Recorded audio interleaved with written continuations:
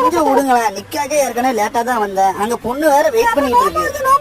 நம்ம இப்பவுமே வெயிட் பண்ண வச்சுன்னா அந்த பிள்ளை ஏதாவது நினைச்சுக்கும். காலத்துக்கு இவன் நம்ம வெயிட் பண்ணதான் அப்பான்னு நினைக்கும் போல தெரியுது. பேசாம விடுங்க, நான் போயிட்டு வந்து எதனால நான் உங்கள்கிட்ட பேசுறேன். தேவையில்லாத பேச்சு உங்களுக்கு. 25 நிமிஷமா அந்த பிள்ளை வெயிட் பண்ணிட்டு இருக்கு. நான் போய் உள்ளவே பார்க்கணும். விடுங்க. அப்பா எங்க வீட்டுல சாயாவா குடிச்சு, அந்த சாயாவை மாப்பிள்ள வாயில கொண்டு ஊத்து.